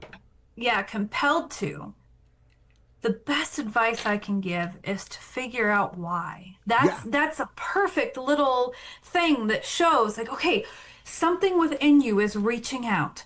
Yeah. Go within to figure it out instead of going and making a comment Yeah, yeah. outside of yourself. Use that as a moment to travel within. Yeah. Yeah. No, that is a beautiful point to bring up because yeah, that is a great moment of self exploration to find out why you are compelled to, Yes. especially compelled to comment in such a way. One of the things I Right. taught when I taught CCE for years to junior high and high school students, and even Hmm. whenever I taught, uh, adult CCE, it was the idea that I taught people was that everything you say and hear needs to be rewired through your heart. Yeah. Everything. Oh, Um, Before it comes out of your uh, brain to your lips. Let it go through your heart. yeah. Just filter it through there real quick. Think about the circumstance you are in. And if that I love person you are looking at and about to say that to said that exact same thing in that kind of way to you, how would you that. Hmm. feel? If it is Yeah. not uplifting and it does not do good or does not help the situation, just don't say it. Yep. Just don't say it. And when you're Yep. hearing what feedback people are giving you, take it through your heart, filter it, understand the fact that their understanding comes from their experience. Right. So they may be giving you a broken understanding because that's the broken person that they are. I love my father. I Right. love him, man. But it took me years to understand that he loved me to the capacity that that broken man's love could. Right. you know Yeah. like to the best, to the absolute best of his capacity, from the Yeah. broken Yeah. life he had, from the broken family he came from, and things like that. Right. So it's a heart of compassion and understanding that there is no unchipped china in the shop. Right. There's none. Right. Everything's got a chip, a crack you can't see, an imperfection, something somewhere, everything. Right. Exactly. Yeah. And Beautiful. in the last few minutes, Anne, Mhm. how can people begin that process of kind of taking a step back on both sides, both experiencer and family member of experiencer? How can they both begin to take a step back and process things a little bit differently? Gosh, from speaking from just myself, because obviously I can't speak Sure. from No, any no, other, absolutely. Uh, um, I would say look at it with curiosity, look at it with love, and ask, what is it trying to teach me? I mm, think that that would be the number one thing, because whether it was this really beautiful experience, whether it was a terrifying experience, try to learn about the ways that it affected you in the moment, the domino effect that it had. Yep. See, where the lesson is, and just try to, as you said, filter it through your heart. I mean, that's the best way, and that's how I've approached it, especially taking certain things to therapy. Why would my brain construct this, or what other avenues could there be? So openness as well. So like I said, curiosity Yeah. and heart-centered, and just being willing to be humbled and continue to be that eternal student. Drop the defense. Yeah. Drop the walls if you can. Well, That doesn't serve any purpose. absolutely. So, Absolutely. And it's interesting because most people get defensive because the way in which a question has been asked. yes. So on behalf of those curious, unpoint the question, blunt it. Don't you don't have to be confrontational in the way a question is asked. Right. Yeah, it's hard. It's not easy. It's not easy asking an open-ended question. It's not easy receiving an answer with an open-ended receipt. Where it's like Right. you still have an open mind. You're still willing to just accept prima facie what you've been told and have to dig no deeper. Right. Right. Well, a lot of people deal with ambiguity and tolerance as well. So also Absolutely. being willing to accept that there might not be an answer, Yeah. and just, That- some things will reveal themselves in time. So just Yeah. being willing to accept peace. Absolutely. It's- Well, and we should do a whole episode just on ambiguity and tolerance. I'm down. Because in all I sincerity, suffer from man, it. in all sincerity, it's one of those like, yeah. Yeah. Because it goes into many, many sides of UFO, UAP, cryptozoology, paranormal, things like that. Oh, yeah. People get very, very upset that Yes. there is no answer, Mhm. and it's one of those like, we don't really have an answer for God either. Yeah. But yeah. look at him go. Right? Look, Exactly. Yeah. everybody we'll still goes to schedule church that. on a Sunday, despite the unquantifiable of God, capital G. So Yeah. interesting things, interesting things. And thank you so much for your time as always. Before we let you Thank go, you. let everybody know where they can go to follow everything that is Ann Selene. Oh, goodness. Well, my brand new incredible website, AnnSelene.com, is definitely the one-stop shop for all your Ann Selene needs. That's right. That's right. You actually do, for anybody out there curious, yes, Ann does do private sessions, things like that, energy healing, all kinds of things. Intuitive life coaching type, discussions, intuitive tarot, like you said, Reiki and energy healing and everything. Yeah. Yeah, absolutely. Well, once again, Ann, thank you as always for your time. It's always great chatting with you, always great talking with you and diving I've into loved these this. very deep, deep things that have Thank to do you. with our psychology, our spirituality, and our experiences of the paranormal. So thanks It's again. been an honor. Always a pleasure. Hold the line real quick while we close things out. While you are online, checking out everything from the amazing Ann Selene at AnnSelene.com. Everybody, make sure to stop on by Curious Realm. Curious Realm is where you can like, follow, subscribe. That is where you can find all of the videos from our guest video pages on YouTube, as well as our events page. If you want to find a one-stop shop, folks, for all of the events that we cover, like Games, like there are all of the interviews from Games this year, Roswell UFO Conference, everything else. That is the easiest way to find all of the playlists for every conference that we cover. And of course, do not forget Curious Research. CuriousResearch.org is where you can get your copy of the Field Observation and Encounter Log. And in addition, our all new protocol, Awakening Together. This is basically a anonymous self-help group for experiencers of the paranormal. If you would like to start your own group meetings, things like that, this is a non-judgmental, no advice allowed, non-religious, non-political atmosphere where anybody can share their experience and get support from other experiencers. Stop on by. We have the 6 pillars there, as well as all of the protocols for running meetings, everything else, how to make that kind of stuff happen. So stop on by, check it out, get your community meetings going now so that we can all help each other experience the paranormal in a different way and take those experiences into a deeper place in our life, because that's what it's all about. Thank you so much, everybody, as always, for your time. Thank you so much for your open hearts, your open minds. That is what makes the conversation, and without the conversation, humanity does not march forward. So remember, take care of yourselves, take care of each other, and stay curious. We'll talk to you soon. Bye-bye. Thank you for tuning into this episode of The Curious Realm. Stay tuned for more guests, forbidden topics, and hidden truths. Follow us on social media by searching Curious Realm.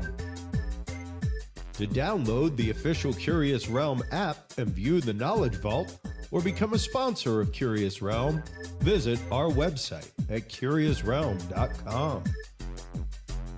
Curious Realm is available on your favorite podcast and video services, curiousrealm.com, as well as KGRA Radio, APR TV, and the official Curious Realm app for Roku devices.